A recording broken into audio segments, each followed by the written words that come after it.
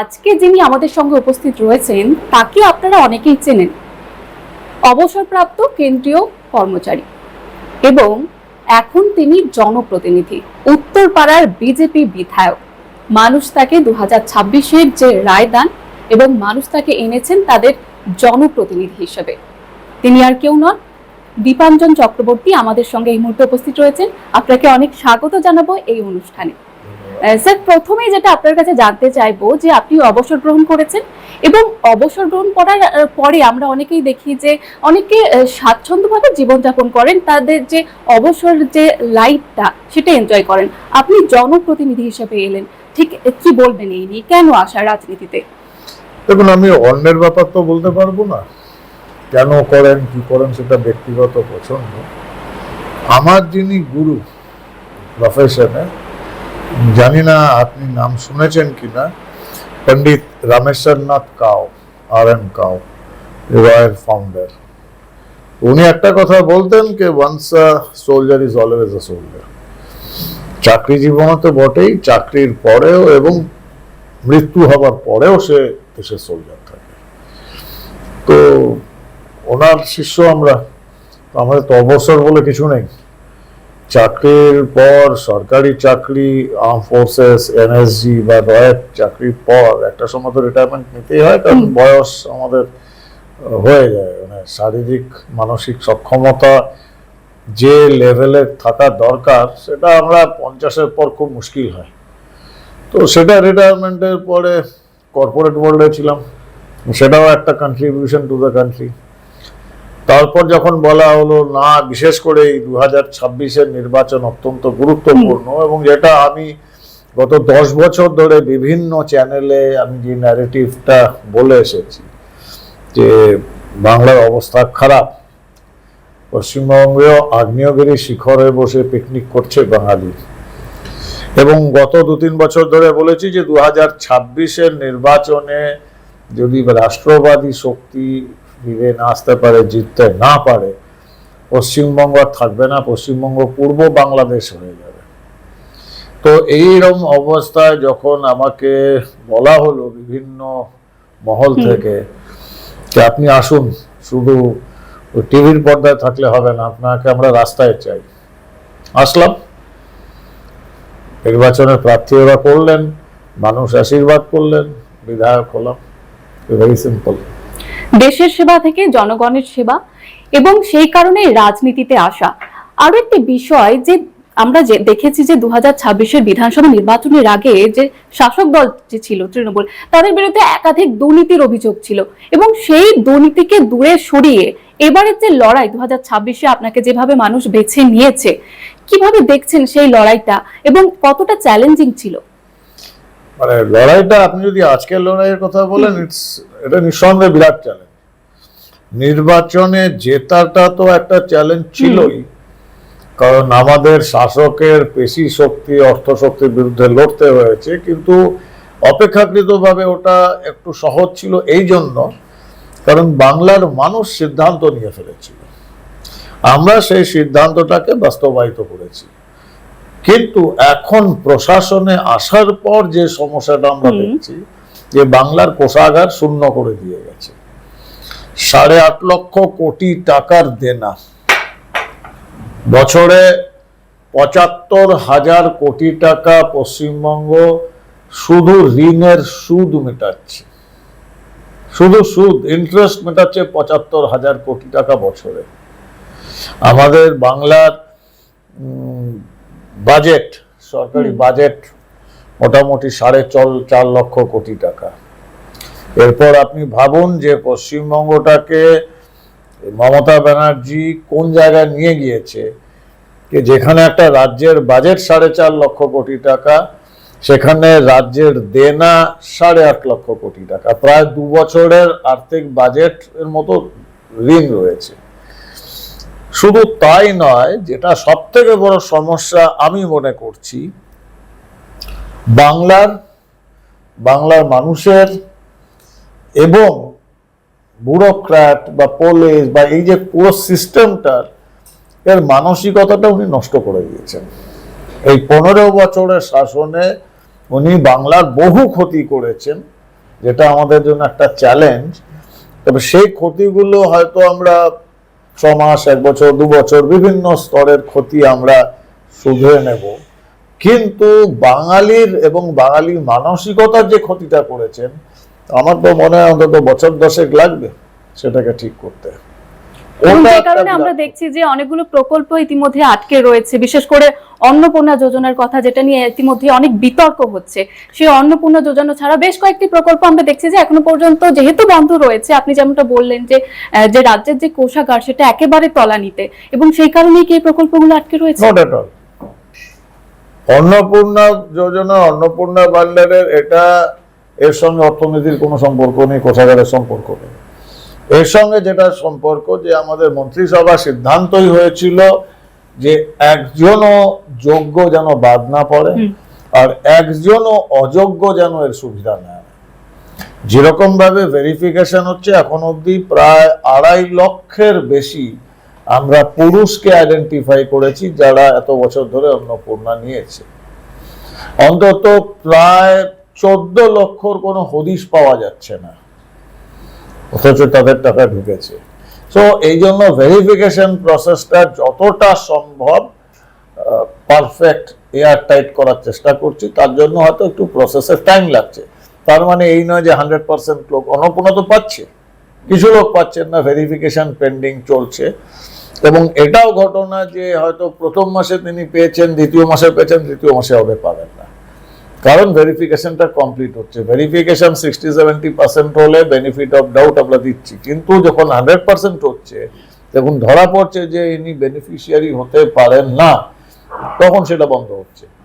So আমার মনে হয় মাসখানেকের মধ্যে এটা কমপ্লিট স্ট্রিমলাইন হয়ে যাবে, এই নিয়ে সমস্যা হবে না। কোনো প্রকল্পই বন্ধ হচ্ছে না, কিন্তু বুঝতেই পারছেন, আমি তো বললাম 4.5 লক্ষ কোটি টাকা রাজ্য বাজেট, আর দেনা 8.5 লক্ষ কোটি টাকা। 4.5 লক্ষ কোটি টাকার মধ্যে 75,000 আপনি ঋণ মেটাচ্ছেন, 75,000 আপনি ইএমআই দিচ্ছেন, তো আপনার 1.5 লক্ষ কোটি টাকা এখানেই বেরিয়ে যাচ্ছে। এবং বাকি যে 3-3.5 লক্ষ কোটি টাকা আছে, তার থেকে একটা বড় অংশ যাচ্ছে বেতনে, ডিএতে। তো এরপর অ্যাসেট ক্রিয়েশন, তাতে একটু প্রায়োরিটি সমস্যা তো হচ্ছে, তো আমরা ওভারকাম করবো। আরেকটি বিষয়, আপনি এতদিন দেশের জন্য কাজ করেছেন, দেশের নিরাপত্তার স্বার্থে কাজ করেছেন, এবং এখন জনপ্রতিনিধি। এই যে দুটো লাইফ, আপনার দুটো জীবন আলাদা? কমপ্লিটলি আলাদা, কমপ্লিটলি ডিফারেন্ট। কারণ আমি যে কাজটা করতাম তাতে তো সরাসরি মানুষের স্বার্থে, দেশের স্বার্থে, রাষ্ট্রের স্বার্থে করছি, কিন্তু মানুষের সঙ্গে আমাদের যোগাযোগের কোনো সুযোগ ছিল না, আমাদের প্রয়োজনও পড়েনি। সেখানে রাষ্ট্রের যারা শত্রু বা রাষ্ট্রের যারা রাষ্ট্রীয় সুরক্ষার পক্ষে যারা ক্ষতিকর, তাদের এলিমিনেট করাটা, নিউট্রালাইজ করাটা ছিল আমাদের টার্গেট। এখানে উল্টো, এখানে মানুষের সঙ্গে গ্রাসরুট লেভেলের সঙ্গে, তো ওটা একটা নিঃসন্দেহে চ্যালেঞ্জ, কারণ একদম মানুষের সঙ্গে। এবং আমার তো লেটারাল এন্ট্রি, আমি তো রাজনৈতিক কর্মী নই, এবং এটা আমি নির্বাচনেও বলেছি, এখনো বলি যে আমি 10% পলিটিশিয়ান, 90% আমি তো ফৌজি, এবং সবকিছু তো ফৌজের হিসাবে চলে না। যেমন আমাদের পক্ষে মিথ্যা কথা বলা বা মিথ্যা প্রতিশ্রুতি দেওয়া বা ঘুরিয়ে ঘুরিয়ে কথা বলা, সেটা সম্ভব নয়। তো আমার কাছে যারা আসেন, আমি জানি না, বাকিদের ব্যাপারে আমি বলতে পারবো না, আমি 7 দিনের সপ্তাহে আমি 5 দিন জনতা দরবার করি, মানুষের সঙ্গে একেবারে গ্রাসরুট লেভেলের আপনি যোগাযোগ রাখছেন, এবং সেটা আমি কোনো অ্যাসাম করছি না, ওরাই তো আমাকে বিধায়ক বানিয়েছে। যেটা জানতে চাইবো যে ইতিমধ্যে যে মুখ্যমন্ত্রী জনতার দরবার, সেখানেও ভুরি ভুরি অভিযোগ করছে, এবং অনেকে বিজেপির বিরুদ্ধেও কিন্তু অভিযোগ তুলছে, যারা এখন স্থানীয় নেতৃত্ব রয়েছেন তাদের বিরুদ্ধে। এই নিয়ে আপনি কি প্রতিক্রিয়া? না, আমি বোধহয় আপনি যদি শুনে থাকেন, আমি প্রথমে যেটা বলেছি যে মমতা ব্যানার্জি রাজ্য কোষাগারের বা দুর্নীতির যে ক্ষতিটা সেটা করেননি, উনি বাংলার এবং বাঙালির মানসিকতাটা নষ্ট করে দিয়েছেন, এবং সেটা ঠিক করতে আমাদের 5-10 বছর লাগবে। তো এই যখন বাঙালির মানসিকতা বলছি, তার মধ্যে আপনিও আছেন, আমিও আছি, আপনার ক্রুরা আছেন, তার মধ্যে দুর্ভাগ্যজনক হলেও কিছু কিছু হয়তো বিজেপির কর্মকর্তা তার মধ্যে ইনভলভ। কিন্তু এটা ঘটনা যে তৃণমূল কংগ্রেস এবং ভারতীয় জনতা পার্টির মধ্যে পার্থক্য তো ছিল, আছে, থাকবে। কারণ তৃণমূল কংগ্রেসের প্রতিষ্ঠাতা ডক্টর মমতা ব্যানার্জি, কোট আন কোট। ভারতীয় জনতা পার্টির প্রতিষ্ঠাতা ডক্টর শ্যামাপ্রসাদ মুখার্জি। দুই ডক্টরের মধ্যে একজন জালি ডক্টর ইস্ট জর্জিয়া ইউনিভার্সিটির, আরেকজন ডক্টর শ্যামাপ্রসাদ মুখার্জি কলকাতা বিশ্ববিদ্যালয়ের কনিষ্ঠতম ভাইস চ্যান্সেলর, স্যার আশুতোষ মুখার্জির সন্তান। এখানে আপনার কাছে যাব, আপনি যে বললেন যে নীতিগত পার্থক্য রয়েছে এবং আগেও ছিল বিজেপি এবং তৃণমূলের মধ্যে, সেক্ষেত্রে একটি বিতর্কিত প্রশ্ন আপনাকে করব যে তৃণমূলে যারা ছিল, যারা দুর্নীতিগ্রস্ত এবং মানুষ বলেছিল যে তারা দুর্নীতিগ্রস্ত এবং যে কারণে বিজেপি তাদেরকে এনেছে, এবং সেক্ষেত্রে তারাই তো আবার বিজেপিতে যোগদান করছে এবং বিজেপি তাদেরকে একেবারে গ্রহণ করছে, সে বিষয়ে কি বলবেন? একটা বিখ্যাত কবিতার লাইন আছে না, আমার উপর নেই ভুবনের ভার। আমার উপরও ভুবনের ভার নেই। এবং ভারতীয় জনতা পার্টি একটা রেজিমেন্টেড দল, পলিটিক্যাল পার্টি হলেও আমরা শৃঙ্খলায় বিশ্বাস করি।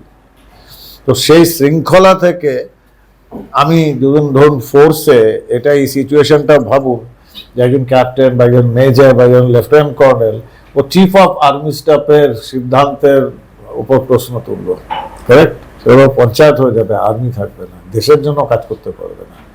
সো ভারতীয় জনতা পার্টিতেও শৃঙ্খলা রয়েছে, নির্দিষ্ট স্তরে অ্যাপ্রোপ্রিয়েট ফোরাম, তারা সিদ্ধান্ত নেয়, আমরা আমাদের জায়গায় সিদ্ধান্ত নিই। তো আমার সে ধৃষ্টতা নেই যে আমাদের যে সিনিয়র মোস্ট হাইকমান্ড রয়েছে, আমাদের যে কেন্দ্রীয় নেতৃত্ব বা রাজ্য নেতৃত্বের সিনিয়র মোস্ট, তারা কি সিদ্ধান্ত নিচ্ছেন। দেখুন, আমি হয়তো জমি থেকে 100 ফিট ওপর থেকে আমি পৃথিবীটাকে দেখছি, যেহেতু ওনারা সিনিয়র, ওনারা তো 1000 ফিট ওপর থেকে দেখছেন। সো ওনাদের পার্সপেক্টিভটা অনেক ব্রড। তো কিছু কিছু তো সমস্যা হচ্ছে, কিছু আমাদের নিচে আমাদের যে কর্মীরা, সাধারণ কর্মীরা, তারা যখন এই প্রশ্ন করছে, তাদেরও আমরা এটাই বোঝাচ্ছি যে কেন্দ্রীয় নেতৃত্ব, রাজ্য নেতৃত্ব নিশ্চয়ই তাদের মাথায় কোনো প্ল্যান আছে। কারণ এটা ভুলে গেলে চলবে না যে ভারতীয় জনতা পার্টির ঘোষিত নীতি হচ্ছে রাষ্ট্র সর্বোপরি, নেশন ফার্স্ট, নো কম্প্রোমাইজ। তো রাজ্যের স্বার্থ যদি কোথাও বিঘ্নিত হবে, রাজ্যে যদি আমাদের কোনো রাজনৈতিক বিরোধ বা রাজনৈতিক প্রশ্নের মুখোমুখি হতে হয়, আমরা হব প্রস্তুত। কারণ আমাদের আসল লক্ষ্য রাষ্ট্র, রাষ্ট্রহিতের জন্য ছোটখাটো এসব সমস্যা আমরা সমাধান করবই। কিন্তু একজন সাধারণ ভোটার হিসেবে আপনি যদি দেখেন যে আপনি একজন বিজেপি বিধায়ক, কিন্তু আপনি যদি একজন সাধারণ ভোটার হিসেবে দেখেন, মানুষ যাদের বিরুদ্ধে ভোট দিল তারাই আবার বিজেপিতে, এটা আপনি কিভাবে দেখবেন? না, এটা কিন্তু খুব সরলীকরণ হয়ে গেল। ধরুন, আমি একটা এক্সাম্পল দিয়েই বলছি, আমি তো বিধায়ক হিসাবে আমাকে বলছেন, কারেক্ট?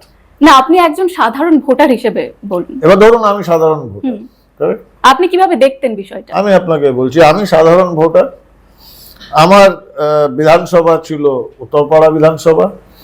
আমার ওখানে 15 বছরে একজন ছিলেন অনুপ ঘোষাল, প্রবীর ঘোষাল, কাঞ্চন মল্লিক, যাদের আমি কোনোদিন দেখিনি, যাদের কাছে দেখা করতে গেলে আমাকে 2000 টাকা ঘুষ দিতে হতো, চামচাদের, যারা আমার একটা উন্নয়নের কাজ করেনি, যারা মানুষের সঙ্গে যোগাযোগই রাখেনি এবং দুর্নীতিতে ডুবেছিল।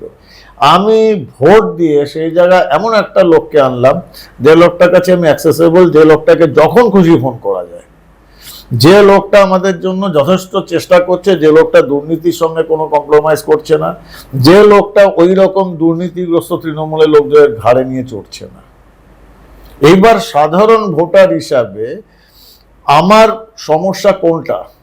আমার বিধায়ক, নাকি তৃণমূলের ওই কোনো কি সব নামটামও আছে, মনোটনও থাকে নাকি, রচনা ফচনা হোয়াট এভার, তারা বিজেপিতে উঠলো? আমার সঙ্গে রচনার কি সম্পর্ক? এবং রাষ্ট্র নীতি নির্ধারণ করছেন মাননীয় প্রধানমন্ত্রী মোদিজি বা অমিত শাহজি, রাজ্যের নীতি নিয়ন্ত্রণ এবং নির্ধারণ করছেন মাননীয় মুখ্যমন্ত্রী শুভেন্দু অধিকারী। হু ইজ রচনা? তো আমার জন্য তো কোনো, আমি ভোটার হিসেবে আমি সন্তুষ্ট আমার বিধায়কের উপর। এটাকে আপনি কতটা হাইলাইট করবেন, দেখুন পার্সপেক্টিভটা মিডিয়ার ক্রিয়েশন, সেটা আপনার ব্যাপার। আপনি অর্ধেক গ্লাস জল দেখবেন খালি, না অর্ধেক গ্লাস ভর্তি, সেটা আপনার ব্যাপার, পার্সপেক্টিভের। তো আমি ভোটার হিসেবে আমার যা যা দরকার আমি সবগুলো পাচ্ছি আমার বিধায়কের কাছ থেকে, অ্যাক্সেসেবল। এবং সে তৃণমূলে কোনো লোককে নিয়ে ঘুরছে না, সে তৃণমূলে কাউকে মাথায় ওঠাচ্ছে না। I am happy, I am more than happy. মানুষ কনসার্ন যেটা, রাস্তাঘাট, চাকরি, দুর্নীতিমুক্ত সমাজ, নর্মাল নাগরিক পরিষেবা, সেটা যদি মানুষ স্যাটিসফাই হয় না, তখন মানুষ এইসব রাজনৈতিক মতান্তর, রাজনৈতিক পর্যবেক্ষণ, বিশ্লেষণ ওগুলো নিয়ে মাথা ঘামায়।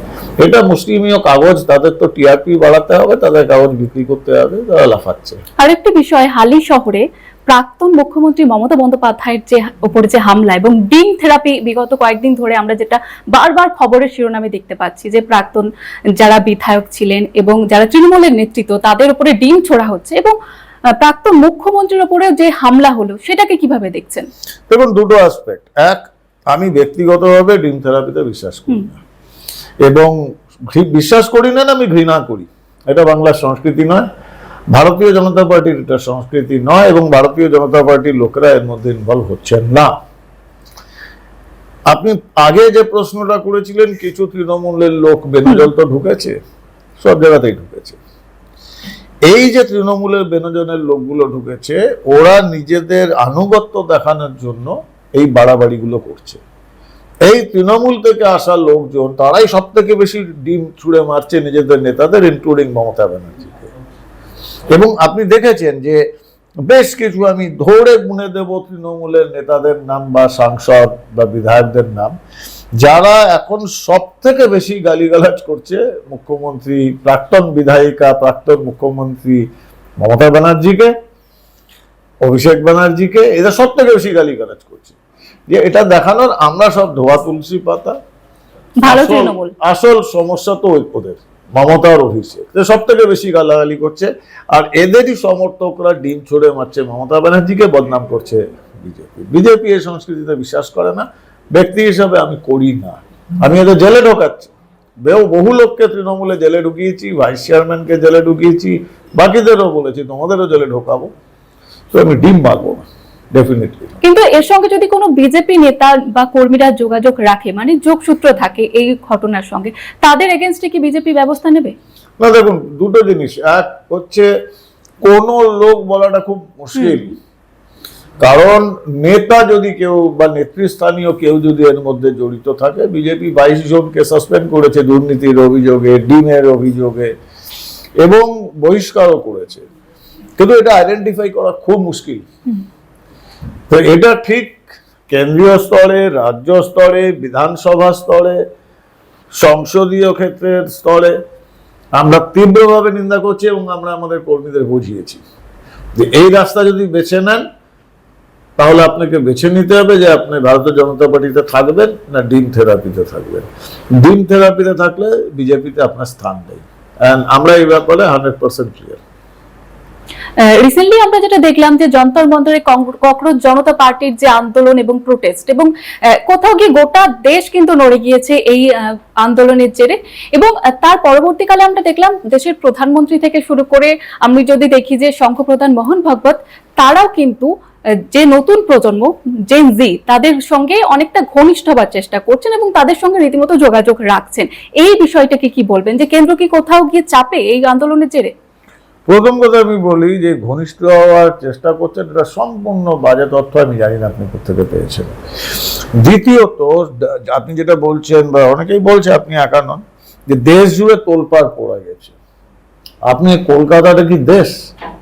কলকাতা থেকে 50 কিলোমিটার যান তো, বাকি বাংলায় ককরোচ পার্টি নিয়ে কেউ কথা বলছে? তারা কথা বলছে অন্নপূর্ণা ভান্ডার নিয়ে, তারা কথা বলছে আবাস যোজনা নিয়ে, তারা কথা বলছে কৃষক জনধন নিয়ে, এবং সারা ভারতবর্ষই তাই। দিল্লিতে মুষ্টিমেয় খুব বেশি হলে 2 কোটি লোক, বম্বেতে 2 কোটি, কলকাতায় 1.5 কোটি, সারা ভারতবর্ষ ব্যাঙ্গালোর ট্যাঙ্গালোর মিলিয়ে আপনি মেট্রো সিটি নিয়ে আপনি যদি 20 কোটি লোক ধরেন, ভারতের জনসংখ্যা 140, বাকি 120 কোটি they are least bothered about this cockroach. তার হ্যাঁ, আরশোলা কেউ বাড়িতে পোষে না, আরশোলা মারার জন্য যথাযোগ্য পেস্টিসাইড আছে এবং সেটা দেওয়াও হচ্ছে, ভবিষ্যতেও দেওয়া হবে। আজকে কলকাতাতেই যেদিন এই এসপ্ল্যানেডে যেটা হলো ভাঙচুর ঘটনাচক্রে, আমি সেদিন ছিলাম এবং ওই ভিড়ের মধ্যে আমিও ফেসেছিলাম। আমি যে সমস্ত লোকজনকে দেখছিলাম, ছাত্র তাদের বলাটা, মানে তারা যদি ওইখানে দাঁড়িয়ে কলকাতা ইউনিভার্সিটি ইংরেজিতে স্পেলিংটা বলতে পারেন, সব খিদিরপুর রাজাবাজারের লুঙ্গি পার্টি। এরা যদি ককরোচ হয়, এদের পেস্টিসাইড মারতে আমাদের খুব বেশি সময় লাগবে না। নিশ্চয়ই কিছু ভালো ছেলে মেয়ে আছে যাদের মস্তিষ্ক প্রক্ষালন করা হয়েছিল, তারপর তাদের সঙ্গে এই লুঙ্গি বাহিনী আছে, এরা উৎপাত করার চেষ্টা করেছিল, কিন্তু এরা ভুল করেছে।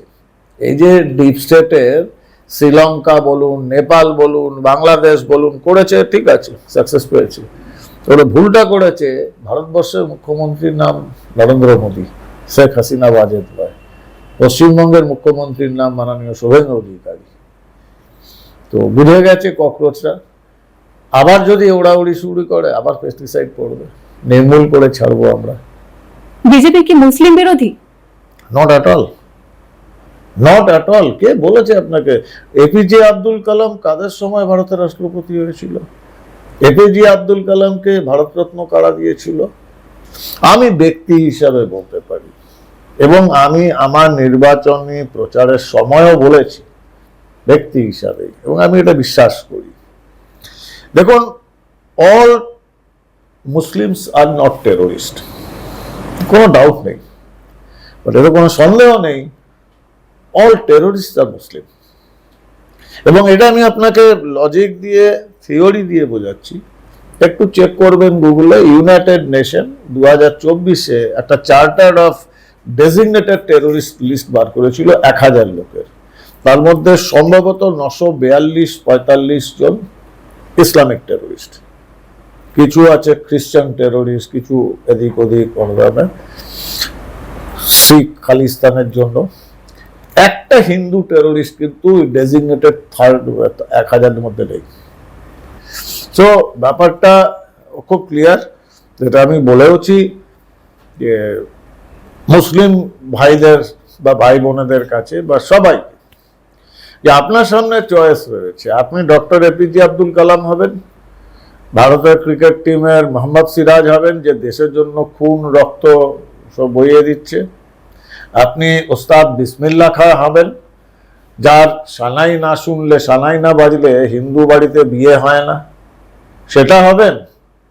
নাকি আপনি শেখ শাহজাহান হবেন, বাবর হবেন, আর ওইসব কি সব পুষ্পা টুষ্পা আছে সেগুলো হবেন। Choice is yours. আপনি যদি প্রথমটা পছন্দ করেন, আমরা অল আউট যাব আপনার সঙ্গে। ডক্টর এপিজে আব্দুল কালাম বা দিলীপ কুমার সাহা বা মোহাম্মদ সিরাজ আমার থেকে কোনো অংশে কম ভারতীয় নয়। ওরা আমাদের ভাই, ওরা আমাদের আত্মীয়, ওরা ভারতীয়। কিন্তু শেখ শাহজাহান, বাবর, জাহাঙ্গীর, হুমায়ুন কবির এগুলো সন্ত্রাসবাদী, দেশ বিরোধী, এবং ওদের সঙ্গে যা যা করার ওটা আমরা আরো কঠোরভাবে করব। তার জন্য যদি আপনি আমাকে মুসলিম বিরোধী বলেন, আমি মুসলিম বিরোধী। আমি সবসময় একটা কথা বলি, I respect the Indian Muslims, but I hate the Muslims in India. যারা ভারতে থেকে পাকিস্তানের গান গায়, তো তার যাক না পাকিস্তানে, কেউ মানা করেন। কিন্তু যারা ভারতে থেকে, ক্যাপ্টেন হানিফ কার্গিল শহীদ, সে আপনার থেকে বেশি ভারতীয়, সে দেশের জন্য প্রাণ বিসর্জন দিয়েছে, পাকিস্তানের বিরুদ্ধে প্রাণ বিসর্জন দিয়েছে। তো তার ভারতীয়ত্ব বা রাষ্ট্রবাদ নিয়ে আমার তো কোনো প্রশ্ন তো না, আমার জন্য ধৃষ্টতা। কিন্তু আমি শেখ শাহজাহানকে তো আমি ভারতীয় বলবো না। তো এটা আমাদের খুব পরিষ্কার, আমিও পরিষ্কার ব্যক্তি হিসাবে কোনটাকে কি বলবো। ভণ্ড সেকুলারিজম আমি বিশ্বাস করি না। যারা করে বিলুপ্ত প্রজাতি প্রাণী হয়ে গেছে।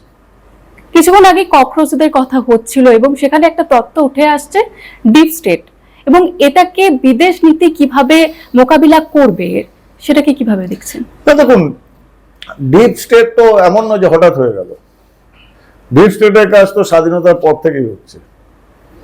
ডিপ স্টেটে আপনারা জর্জ সোরসের কথা বলছেন, সারা পৃথিবী, কিন্তু জর্জ সোরসের আগেও বহু লোক ডিপ স্টেটে কাজ করেছে। হেনরি কিসিঞ্জার কি ছিল? Deep state. আপনারা যদি পুরনো ইতিহাস নিয়ে চর্চা করেন, যেটা আজকালকার জেনারেশন ভুলে গেছে, বাংলাদেশ যুদ্ধের সময় হেনরি কিসিঞ্জারের কি রোল ছিল, চীনের সঙ্গে ভারতের দ্বন্দ্বে হেনরি কিসিঞ্জারের কি রোল ছিল, তো ছিলেন এরা ডিপ স্টেট। এখন আমেরিকায় কিছু পার্টিকুলার কর্পোরেট হাউস আছে, তারা আমেরিকার স্বার্থ নয়, নিজেদের বৈদেশিক নিজেদের বাণিজ্যিক স্বার্থটা দেখে, তার জন্য হাজার হাজার কোটি ডলার তারা ব্যবহার করছে। আগে সিআইএর লোকজনকে দিয়ে করাতো, এখন তারা দেখছে তার থেকে বেশি ভালো। আপনি ধরুন বাংলায় একজন সাহিত্যিক দুর্দান্ত লেখেন, না আমি জন্ম থেকে সে সাহিত্যিকের ভক্ত, হঠাৎ করে লক্ষ্য করছি ভদ্রলোক কিছু সংবাদপত্র, এবার সংবাদপত্রগুলোকে তারা কন্ট্রোল করে। এবং ওই আমি যেটা বলি, এই সময় আজকাল বর্তমানে যারা আনন্দ করে বাজারে বিকৃত সংবাদপত্র পরিবেশন করে, এই রিকার সেই বিকৃত সংবাদপত্র পরিবেশন করে, সেই বাজারি পত্রিকাগুলোর মধ্যে বেশ কিছু জায়গায় ডিপ স্টেট কাজ করছে। কখনো হোল হাউসটা কাজ করছে, কখনো নির্দিষ্ট কিছু সাংবাদিক কাজ করছে, কখনো কলাম লেখার নাম করে কিছু ডিপ স্টেটের এজেন্ট কাজ করছে। আর মুশকিলটা হলো ডিপ স্টেটটা তো আর কেউ ইউনিফর্ম পরে আসে না, সে সাহিত্যিক হতে পারে, লেখক হতে পারে, নাট্যকার হতে পারে, ফিল্ম ডাইরেক্টর হতে পারে, ফিল্ম অ্যাক্টর হতে পারে, যে কোনো প্রফেশনে। যে লোকটার সমাজে একটা প্রতিষ্ঠা রয়েছে, একটা আপেক্ষিক বা তুলনামূলক ক্লিন ইমেজ রয়েছে, সে যখন বলছে তখন তার কথা লোকে শোনে।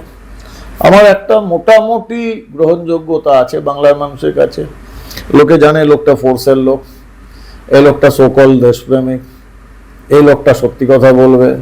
এবার আমার জন্য কিন্তু ডিপ স্টেট হওয়াটা সব থেকে বেশি সহজ। এবং ডিপ স্টেট যারা, তারা আমার পেছনে টাকা খরচা করতে বেশি। ও আপনার পেছনে যদি $10,000 করে, আমার পেছনে $20 লক্ষ করবে, কারণ জানে এই দীপাঞ্জন লোকটা যখন টিভিতে বলবে কয়েক কোটি লোক শুনবে। এবং আমি ওদের টাকা খেয়ে ভারতের বিরুদ্ধে ডাইরেক্টলি নয়, খুব সাটল ওয়েতে, কারণ এটা বুদ্ধিমান লোক তো ডিপ স্টেটে, খুব বুদ্ধিমান লোক, তারা ওখানে এই কেষ্টা মন্ডল টন্ডল কখনো, ওরা চোর চোর, কিন্তু ডিপ স্টেট হতে পারবে না, সে যোগ্যতা নেই। তো ওরা খুব সেটেল ওয়েতে করে। এবং এটা রাষ্ট্র দুটো ভাবে করতে পারে। এক, ডিপ স্টেটে যে টাকা আসতো, যেটা কন্ট্রোল হচ্ছে FCRA 2026, প্লাস মানুষের সচেতনতা, প্লাস এই যে সমস্ত সংবাদ মাধ্যম বলুন, যারা জনমত তৈরি করে, তাদের উপর একটা মনিটরিং সিস্টেম দরকার। বিনা মনিটরিংয়ে ভারতবর্ষ নিঃসন্দেহে গণতান্ত্রিক দেশ।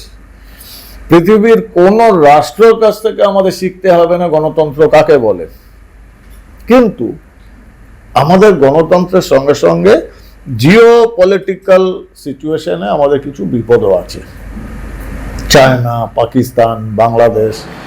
তো সেখানে কিছু মনিটরিং তো রাখা দরকার, এবং সেটা ভারত সরকার রাখছে। FCRA একটা বড় জিনিস। FCRA থ্রু দিয়ে আমরা এই যে বিদেশ থেকে কোটি কোটি ডলার আসছে, ওটা আমরা নিয়ন্ত্রণ করতে পারবো। তার জন্যই দেখবেন বিরোধীরা, আপনি এটাই বুঝে যাবেন, আপনাকে আলাদা করে বোঝাতে হবে না যে ওই লোকটি ডিপ স্টেট, ওই লোকটি ডিপ স্টেট।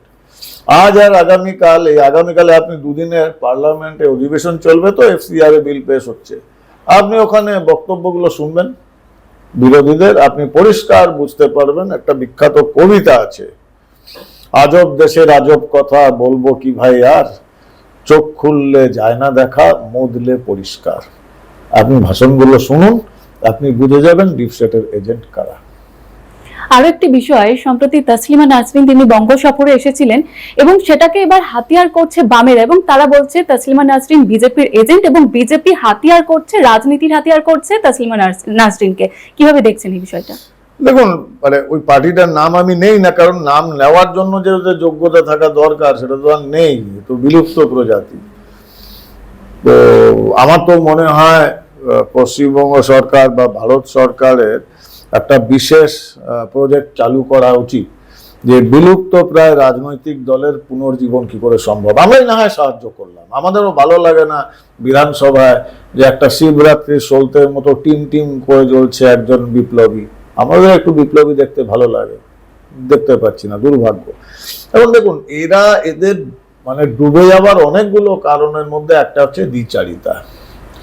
এবং দ্বিচারিতাটা, এরা মুখে সেকুলারিজমের কথা বলে আর কাজ করে ওই ইসলামিক ফান্ডামেন্টালিস্ট মৌলবাদী ইসলামীদের ওরা তোষণ করে। এটা চালিয়েছে এতদিন। মানে এরা সেকুলারিজমের কথা বলে, এদের সেকুলারিজমটা পুরোপুরি সংখ্যালঘু সম্প্রদায় বা ইসলামিক মৌলবাদের সাপোর্টে। বুদ্ধদেব বাবুর আমলে যখন তসলিমাকে বাধ্য করা হলো এখান থেকে চলে যেতে, এই বামেদের আমলে আর্মি নামাতে হয়েছিল বুদ্ধবাবুকে কন্ট্রোল করার জন্য। আর আজকে তো তসলিমা নাসরিন আসছেন, বহু অনুষ্ঠান করছেন, সম্বর্ধনা নিচ্ছেন। আজকে কারো ক্ষমতা হবে বিক্ষোভ করার? যদি আমরা মুক্ত কণ্ঠ, মুক্ত চিন্তার কথা বলবো, আমরা যদি ধর্মনিরপেক্ষতার কথা বলবো, সেটা কি শুধু লুঙ্গি বাহিনীর জন্য ধর্মনিরপেক্ষতা? আর তসলিমা নাসরিন তো একজন ইসলামিক মহিলা, ইসলাম ধর্মে দীক্ষিত, তাই ওনার জন্য নেই। কারণ উনি সোজা কথাটা সোজাভাবে বলেছেন। এই বামপন্থীরা কি বললো আমাদের কিছু আসে যায় না, বাংলার মানুষের নয়, ভারতবর্ষের মানুষ বা এসে যায় কোথায়? ওরা রয়েছে, একসময় ত্রিপুরা, কেরল, পশ্চিমবঙ্গ হতো, এখন ত্রিপুরাও নেই, পশ্চিমবঙ্গও নেই, কেরালায় একটু বেঁচে আছে, আর জেএনইউ, যাদবপুর আর ফেসবুক, এছাড়া তো কোথায় পাওয়া যায় না। ওরা থাক, ফেসবুকটা যদি ওরা জায়গা নিতে চায় নিক, আমরা মানুষের মনে থাকি, ওরা ফেসবুকে থাকে। বর্তমানে বাংলায় বিজেপি বিরোধী শক্তি কারা, আসল তৃণমূল নাকি বামেরা? তৃণমূল তো দল বলে কিছু নেই, গ্যাংস্টারদের দল। আমি বলি তৃণমূল রাজনৈতিক দল নয়, ওরা দুর্বৃত্তদের স্বার্থ রক্ষার জন্য কিছু দুর্বৃত্তদের সমাবেশ, দুর্বৃত্তায়নের জন্য, এছাড়া তো তৃণমূল আর কিছু নেই। আর বামেরা তো বিলুপ্ত প্রজাতি, এটাই আমাদের চিন্তা, ব্যক্তি হিসেবে এটা আমার চিন্তা। কারণ আমি অন্তত বা আমরা ভারতীয় জনতা পার্টি, আমরা সব সময় চাইবো একটা শক্তিশালী বিরোধী দল হোক, যারা আমাদের ভুলগুলো ধরিয়ে দেবে, যারা গঠনতান্ত্রিক সমালোচনা করবে। কারণ end of the day BJP আজকে আছে, কাল নাও থাকতে পারে, তৃণমূল ছিল, আজ নেই, সিপিএম রাজত্ব করেছে, ভ্যানিশ, কিন্তু দেশ তো থাকবে। আর দেশ গঠনে গণতান্ত্রিক প্রক্রিয়ার মধ্যে বিরোধী দলদের ততটাই গুরুত্ব যতটা শাসক দলের। কিন্তু দুর্ভাগ্যজনকভাবে আমাদের বিরোধী দল নেই, এবং কারের কাছ থেকে আমরা ভয় পাবো, কিন্তু ওই ভয়টা থাকা দরকার, যে তাহলে আমরা সঠিক রাস্তায় চলব। আপনি তো কল্যাণী বিধানসভার ভোটার, সেক্ষেত্রে আপনি উত্তরপাড়া বিধানসভায় কিভাবে উন্নয়নের কাজ করবেন? হ্যাঁ, মানে এটা আমি বুঝলাম না প্রশ্নটা। আপনি ভোটার কল্যাণী বিধানসভার, না এগ্রিড, সেক্ষেত্রে আমি কি উত্তরপাড়ার নাগরিক? উত্তরপাড়ার মানুষ আপনি, আমি কি উত্তরপাড়ার নাগরিক? আমি পশ্চিমবঙ্গেরও নাগরিক নই, আমি একজন ভারতীয়। ভারতের যে কোনো ভূখণ্ডে আমাকে ছেড়ে দিলে আমি ভারতের জন্য, রাষ্ট্রের জন্য, ওখানকার নাগরিকের জন্য আমি আমার সীমিত সামর্থ্যে কাজ করব। এটা কি সম্ভব নাকি যে আমি আর্ম ফোর্সেসে বলবো না আমি শুধু কল্যাণীতেই অপারেশন করব? সারা ভারতবর্ষ জুড়ে করেছি, ভারতবর্ষের বাইরের মাটিতে গিয়ে করেছি, তখন কি বলবো যে না আমি করব না? তো উত্তরপাড়ার মানুষরা আমাদের নাগরিক নয়? তারা আমাকে ভোট দিয়ে নিয়ে এসেছেন, তারা আমাকে আজকে বিধায়ক বানিয়েছেন, আমি একজন সামান্য মানুষ। তারা তো ওখানে এত ভালোবাসা, এত আশা প্রত্যাশা নিয়ে তারা আমাকে এখানে নিয়ে এসছেন। আমি তাদের বলবো যে না আমি কল্যাণীর বলে আমি উত্তরপাড়ায় কাজ করবো না? না, এটা এটাও নয়। আমরা ফৌজিরা সবার আগে ভারতীয়, তারপর বাঙালি। তো আমি আর তো ভারতীয়, জায়গা বদলে যাক, কাজটা তো চলবে, কিছু আসে যায় না। সবশেষে একটাই প্রশ্ন করব যে উত্তরপাড়ার বাসিন্দাদের জন্য আপনি কি বলতে চান, কিভাবে উন্নয়নের কাজ করবেন এবং কি কি ব্যবস্থা নেওয়া হবে? না দেখুন, এক্ষুনি এগুলো পুরো ডিটেলে বলবো না, কারণ আমার 100 দিনে আমরা একটা রিপোর্ট কার্ড বাড়ি করছি যে আমরা কি করতে পেরেছি, কি করতে পারিনি, আর বাকি কি কি করতে চলেছি ভবিষ্যৎ নিয়ে। সেটা আগামী 15ই আগস্ট বা 16ই আগস্ট সেটা আমরা প্রকাশ করব। তার আগে সবকিছু এক্ষুনি বলাটা ঠিক হবে না, কাজ হচ্ছে। আমি উত্তরপাড়ার মানুষদের একটাই কথা বলি, যে অনেকেই ভুলে গেছে পশ্চিমবঙ্গে যে উত্তরপাড়া হুগলি জেলা বাংলার নবজাগরণের পথিকৃৎ। সেই বাংলার নবজাগরণের পথিকৃৎ উত্তরপাড়ার বিধানসভার মানুষের জ্ঞানের সীমা বা জ্ঞানের যে উচ্চতা বা স্তর, এটা পশ্চিমবঙ্গের অ্যাভারেজ, জেনারেল অ্যাভারেজ যেটা, তার থেকে কিন্তু অনেকটা উপরে। কারণ ওই বললাম আপনাকে, সৃষ্টির শুরু যেটা হয়েছে মাফ করবেন, মাঝে মাঝে একটু একটা হিন্দি বেরিয়ে আসছে। সে সৃষ্টির শুরুটা যেটা হয়েছে নবজাগরণ সূত্রপাত যেখানে, সেখানকার মানুষের শিক্ষা দীক্ষা চেতনা ওই নিয়ে প্রশ্ন করার আমার জায়গা নেই, কোনো সম্ভব নেই, সে স্পর্ধা নেই। আমি শুধু একটাই বিনীত অনুরোধ করব, 15 বছর তৃণমূলের আর তার আগের শেষ অন্তত 15 বছর সিপিএম এর, এই 30 বছর ধরে যেরকম ভাবে বাংলার ক্ষতি হয়েছে, এক একটা জিনিস ধরে ধরে ধরে, শিল্প মানে আর্ট, শিল্প মানে ইন্ডাস্ট্রি থেকে শুরু করে আপনি যে কোনো জায়গায় যান, নাগরিক পরিষেবা থেকে সব, দুর্নীতি, রাজনীতিকরণ, সেগুলো 30 বছরেরটা তো দীপাঞ্জন 100 দিনে শেষ করতে পারবে না। কারণ আমি ওনাদের একটাই অনুরোধ করব, আপনাদের বিবেচনা সচেতনতা বোধ নিয়ে আপনারা একজন রাজনীতিবিদ বা একজন ফৌজিকে আপনারা নির্বাচিত করেছেন। আপনারা জুনিয়র পিসি সরকার বা সাব জুনিয়র পিসি সরকারকে করেননি। আমি ম্যাজিক জানি না, ম্যাজিক দীর্ঘস্থায়ী হয় না, প্রোগ্রাম শেষ হলেই ম্যাজিক শেষ। কিন্তু আমরা যেটা করছি সেটা প্রজন্মের পর প্রজন্ম থাকবে।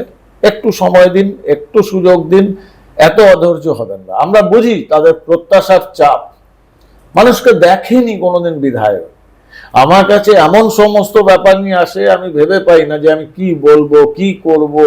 ক্যান্সার পেশেন্ট ছেলে, ডাক্তার জবাব দিয়ে গেছে, মা এসে আমার কাছে কাঁদছেন যে আপনি কিছু করুন আমার ছেলের জন্য। আমি কি করব? আমি যতই বলি আমি সামান্য মানুষ বলে না আপনি আমার জন্য ভগবান, এটা নয়, ভগবান টগবান কিচ্ছু নয়। আমি সামান্য গণতান্ত্রিক সিস্টেমের মধ্যে কিছু সামান্য ক্ষমতা পেয়েছি মানুষের জন্য করার, তাও সিস্টেমের মধ্যে থেকে। সেটা আমি 100% করছি, মানুষের কাছে পৌঁছাচ্ছি। এখন আমার মাঝে মাঝে তো আমি ভুলে যাই, আমি ওখানে স্যানিটারি ইন্সপেক্টর, রোড ইন্সপেক্টর, সাফাই কর্মচারী, হসপিটালে, সরকারি হসপিটালে নার্স, সুপার, না বিধায়ক না কি। প্রতিটা কমপ্লেন লোকে প্রথমে আমাকে ফোন করছে। তার কারণ আমি ফোন ধরি, আমি কথা বলি। আপনার সঙ্গে ইন্টারভিউ হচ্ছে বলে সাইলেন্ট করে রেখেছি, অন্তত গোটা 10 ফোন হবে, প্রতি কটা ফোনে আমি রিং ব্যাক করবো। কারণ মানুষের যাই হোক না কেন, যাই বলুক না কেন, এটুকু ধৈর্য তো আমার দেখাতেই হবে। কারণ বেচারা এতদিন তো পাইনি মানুষকে। আগের বিধায়কদের কাছে যেতে গেলে টাকা দিতে হতো, চামচাতে 2000 টাকা শুনেছি, আমি জানি না। অনুগ্রহ সালের মেয়েও নাকি নিতেন, আমি জানি না সত্যি না মিথ্যা, বাবার কাছে যেতে গেলে। এটা তো এখন নেই। আমার পার্সোনাল ফোন নাম্বার পুরো উত্তরপাড়া বিধানসভায় রয়েছে, আমি ডিস্ট্রিবিউট করেছি, করুন। সো ওটাই আমরা চেষ্টা করছি, আপনারা দেখছেন। একটু সময় দিন, নিজেরাই বুঝতে পারবেন যে পরিবর্তনটা কি করে হচ্ছে আর কি কি হচ্ছে। এই যে হর ঘর তিরঙ্গা কর্মসূচি, এটা নিয়ে কি বলবেন? খুব দরকার। এগুলো এতদিন কেন হয়নি? আমরা আগামী পরশু বিরাট র্যালি করছি। দেখুন, রাষ্ট্রবোধ এটা একটা বিশাল ব্যাপার। আপনি আমাকে যে প্রশ্নটা একটু আগে করলেন যে আপনি কল্যাণীর লোক উত্তরপাড়ায় কি করে করবেন, আমার যদি রাষ্ট্রবোধ না থাকতো তাহলে আমি বলতাম যে খুব মুশকিল, আমি তো উত্তরপাড়া চিনি না। যেহেতু আমি রাষ্ট্রবোধে বিশ্বাস করি, রাষ্ট্রবাদের ছাত্র, আমি বললাম আমার জন্য তো ভারতবর্ষের একটা টুকরো, তো আলাদা হয় না। মা তো মা, মায়ের হাত কি মায়ের পায়ের থেকে আলাদা হয়? মায়ের পা কি মায়ের মাথার চুলের থেকে আলাদা হয়? তো সম্পূর্ণ নিয়ে মা, মার ভালোবাসা। মা যখন আমাকে রেগে গিয়ে মার খেতাম, আমি দুষ্টু ছিলাম, তখন কি সে আমার মা নয়? সে তো মা, সবকিছু নিয়েই মা। উত্তরপাড়াও আমার মা, কল্যাণীও আমার মা, পশ্চিমবঙ্গ ভারত মা। আমি গর্বিত যে আমি ভারত মায়ের সন্তান হিসাবে সেবা করার সুযোগটা পেয়েছি। আমাদের ভারতবর্ষ দেশ প্রথম এই নীতিতে বিশ্বাসী, এবং তার পাশাপাশি আমরা যেটা দেখলাম যে বিগত কয়েক বছর ধরে বাংলাদেশ, নেপাল, কোথাও কি দেখা যাচ্ছে চীন হাইজ্যাক করে নিচ্ছে এবং একের পর এক আন্দোলনও উঠে আসছে। সেক্ষেত্রে ভারতের বিদেশ নীতি কিভাবে মোকাবিলা করছে? দেখুন, একটা কথা খুব পরিষ্কার বলে দেওয়া ভালো, এই ভারতের সঙ্গে যে চীনের সম্পর্কটা, আপনি জানেন নিশ্চয়ই যে ইউএন সিকিউরিটি কাউন্সিলের পার্মানেন্ট মেম্বার, যেটা ভেটো দেওয়ার অধিকার, সেটা আমাদের প্রাক্তন প্রধানমন্ত্রী বা প্রথম প্রধানমন্ত্রী জওয়াহরলাল নেহরু নিজের থালিতে সাজিয়ে চীনকে উপহার দিয়েছেন। এটা নাহলে আজকে কিন্তু ভারত ভেটো দেওয়ার ক্ষমতা ছিল, তো চীনকে উপহার দিয়েছেন। পঞ্চশীল চুক্তি করেছেন, এবং পঞ্চশীল চুক্তি করার পরে পরেই ওনার যে স্লোগান হিন্দি চিনি ভাই ভাই, চীন কিন্তু পিঠে ছোড়া বেড়েছে। সেম জিনিস পাকিস্তানে হয়েছে। পূর্ব পাকিস্তানের কোটি কোটি বাঙালিদের বাঁচানোর জন্য ভারত যুদ্ধে অবতীর্ণ হলো, বাংলাদেশে নতুন রাষ্ট্রের জন্ম নিল, এবং তারপর ওই বাংলাদেশ বলতে শুরু করলো যে 4 ঘন্টায় দিল্লি বা কলকাতা দখল করে নেবে। কারণ ওসব লুঙ্গি বাহিনীকে আমাদের দেখা আছে। দেখুন মালদ্বীপও তাই। 8-এর দশকে মালদ্বীপে যখন কু হলো, যখন রাষ্ট্রপতি প্রায় মারা যাবেন, তখন কিন্তু ভারতের সেনাবাহিনী গিয়ে বাঁচিয়েছিল। শ্রীলঙ্কাও তাই। এলটিটি কে নিয়ে যখন যা অবস্থা হয়ে গেছিল, ভারত তাতে ইনভলভ না হলে, এবং তার জন্য ভারতকে দাম দিতে হয়েছে। আমাদের প্রাক্তন প্রধানমন্ত্রী রাজীব গান্ধীকে আমরা হারিয়েছি এলটিটির হাতে, কিন্তু উদ্দেশ্যটা তো ছিল যে শ্রীলঙ্কাকে শান্তি স্থাপন করা এবং ভারতীয় তামিলরা যাতে ওখানে মারা না যায়। তার পরিণাম আমরা দেখেছি। এটা জিও পলিটিক্সে আপনি দেখবেন, যেটা আমরা সবসময় বলে থাকি জিও পলিটিক্সের হিসাবে, লোকে ইউক্যালিপটাস গাছে পাথর মারে না, লোকে পাথর মারে আম গাছে। ওখানে আম পড়বে। ইউক্যালিপটাস গাছে আপনি পাথর মেরে কি করবেন? পাতা মরবে। ভারত রাষ্ট্র হিসেবে যত দ্রুত গতিতে এগিয়ে চলেছে বিশ্বগুরু হওয়ার রাস্তায়, কারণ এটা ভুলে গেলে চলবে না, ভারতের যে ইয়াং জেনারেশন, যেটা জেন জি বলছেন, আগের জেনারেশনটা, তাদের যে সংখ্যা, সেটা পৃথিবীর বহু রাষ্ট্রের মোট জনসংখ্যার থেকে বেশি। ভারতবর্ষের মধ্যবিত্ত সারা পৃথিবীর কনজিউমারদের মধ্যে মধ্যবিত্তদের সব থেকে বেশি গুরুত্ব দেওয়া হয়।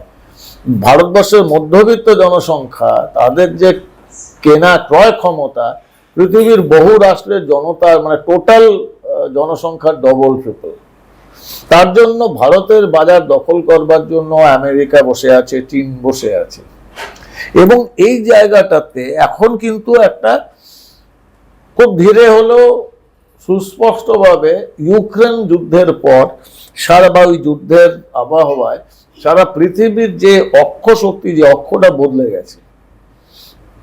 একটা সময় আমেরিকা, তার সঙ্গে ন্যাটো, ওয়েস্টার্ন ইউরোপ, আর তার সঙ্গে একটা সময় ছিল রাশিয়া বা ওয়ার্সো গ্রুপ, ওদিকে ন্যাটো। এই যে অবস্থা ছিল, সেটা এখন আমেরিকার থেকে পশ্চিমের রাষ্ট্রগুলো সব একে একে সরে গেছে, কারণ আমরা বুঝে গেছি আমেরিকার চরিত্র। আমি নির্দ্বিধায় বলি, পৃথিবীর সব থেকে বড় সন্ত্রাসবাদী রাষ্ট্রের নাম পাকিস্তান নয়, আমেরিকা। এখন যে অক্ষশক্তি তৈরি হচ্ছে ভারত, চীন আর রাশিয়া। ভারত আর রাশিয়া ঐতিহাসিকভাবে মিত্র। চীন পেন্ডুলাম। চীন, আমাদের এখানে কমিউনিস্টরা যতই লাফাক না কেন, চীন ওদের পাত্তা দেয় না, কারণ চীন হচ্ছে এই মুহূর্তে পৃথিবীর সব থেকে বড় কর্পোরেট জায়ান্ট, এবং ওরা পেন্ডুলামের মতো ঘুরতে থাকে এবং সবসময় ভারতের উপর চাপ সৃষ্টি করে।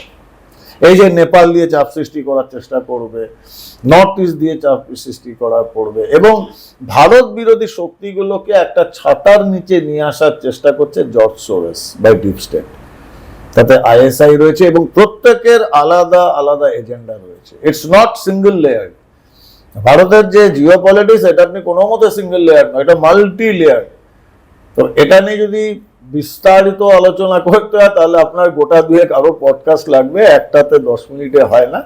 তবে ভারত নিজেদের লক্ষ্যে সুস্পষ্টভাবে এগিয়ে চলেছে, এবং আমি আরো বলি, আমি সবসময় বলি, আজও বলছি, হিন্দু রাষ্ট্র তো ভারত, কেউ মানুক বা না মানুক, আমাদের ওই ব্রহ্মা বিষ্ণু মহেশ্বর রয়েছে, মাননীয় নরেন্দ্র মোদীজি, মাননীয় অমিত শাহজি এবং আমাদের গুরু মাননীয় অজিত দোভাল স্যার। এই ব্রহ্মা বিষ্ণু মহেশ্বর যতক্ষণ আছে, আপনারা নিশ্চিন্ত থাকুন, সতর্ক থাকুন, সচেতন থাকুন, নিজেদের কাজ করুন। রাষ্ট্রীয় হিত, রাষ্ট্রীয় সুরক্ষা আমরা বুঝে নেব।